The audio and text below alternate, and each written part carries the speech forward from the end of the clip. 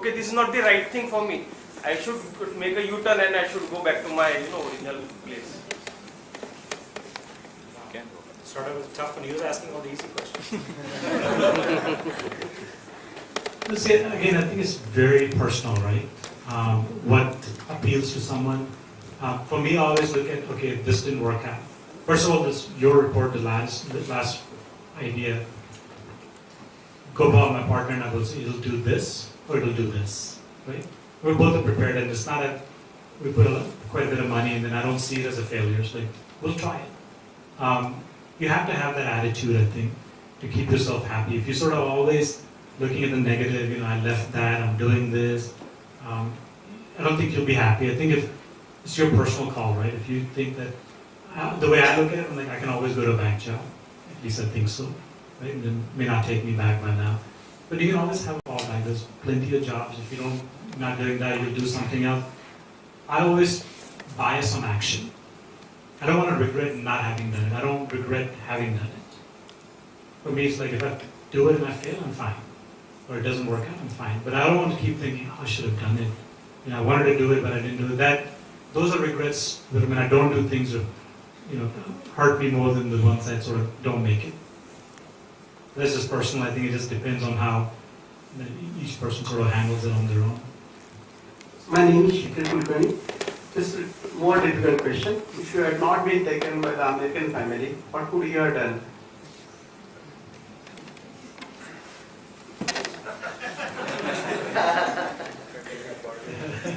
Yeah, we partied a lot, that's for sure. I had a lot of support in that one. I mean, I was managing okay. Maybe I would not, I think I would have gone to college because I was instilled by my parents. I mean, if I could just take a moment and sort of give my credit to my parents who made such a massive sacrifice. It probably seemed like they just kind of left me there to handle by myself. So I asked my dad several years later, I said, yeah, I was young and stupid to make these decisions, but what were you thinking? And he said, look, you were struggling so much here. You had a great life, but you wanted to go so badly. Had I not let you go, everything that would have gone wrong in your life, you would have blamed me for the rest of your life. And he said, yeah, not to know what you were doing at 14, 15. I mean, in those days, we didn't have the calls like we do, right? So I remember we used to call them at 3 in the morning. It was the cheapest rate, and it's like $2.99 a minute. You get through the first minute, you hang up, right? So a lot of credit goes to them. Hats off, hats off. I don't know how they managed it. So, but I think I would have gone to college. Beyond that, I think just having that support from, and my godparents actually were very interesting, very opposite to my family. So he always supported us. Anything we wanted to do, he said, go do it. He never said no, but he's always there to catch us. So like if something goes wrong, I'm here, go do it. So those things make a difference, right? So I got very lucky multiple times. Hello. Hi Harish, good evening. I am Akash Sondhi and I am here with my friend Ms. Sanjay Mutha. I have a 3-part question, but all of them are simple, basically trying to get something from your rich and vast experience. While I see myself as a mentor ideator, my friend Sanjay is more of an investor. How can an individual investor identify and invest in startups? That's my first question. Second question, a conventional family business wants to diversify in startups. Please advise. The third question is, how can one be selective in picking and can actively be involved in new businesses? So the business wants to be an active partner in a startup or an investment, looking for new investments. That's about it. And maybe a part question related to Bluefish Capital. It said Bluefish Capital does investments in data analytics and brings in some kind of expertise, some unique.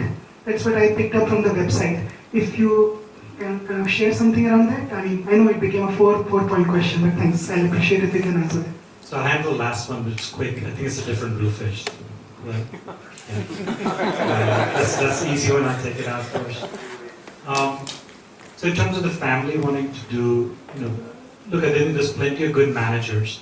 I think to do it on your own and start off, you'll make a lot of mistakes. Maybe get someone who already has that experience and have them become an advisor or sort of run that fund. There's a lot of people who do it sort of on a part-time basis or or a temporary basis. So I think get them and learn from them, right? The chemistry between the advisor and the family will be very important. And a lot of my clients said, I'm still friends with them, but we didn't see eye to eye on investment strategies, or their pace was very different than mine. We still go have lunch and have drinks, but we just don't see eye to eye on the management style. So those are the kind of people you have to find. And then first question was what?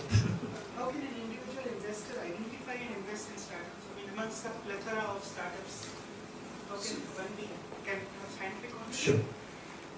I mean, I would piggyback on others, right? So there's, I don't know if you have a tie, Pune Angels, right? So there's an angels group here. There's a lot of smart people in it. I would piggyback on them and find the areas that interest you. The way I do it, I'll invest in areas where I have an interest. I have whatever I invest separately, but when I'm doing my private investments, I'll find like the two things I'm doing. Those are my personal interests, and if I like something else, there's smart people and there's an area I want to get involved in, I'll do it that way. But there are a lot of good groups, right? IAN, there's plenty of them. Just piggyback on them. And, but I would say find the areas that interest you. And one mistake that a lot of investors make, especially in private, is that investment times are good. Right? So you'll say, now is the best time to invest, I'll go invest in it. But you're probably investing at a peak. We don't know. The idea is to keep investing every year. Keep building that vintage, especially in the down times, right? So people who invested in 2008 or 2000 have done really well. People who invested in 98, 99 haven't done as well. But the idea is, I don't know when the market's going to go up or down, but just keep adding every year and keep supporting those same companies. Did I get them all? We can talk afterwards if you. Harish, what a fascinating story. It's just a privilege to be here to listening to your My Story session.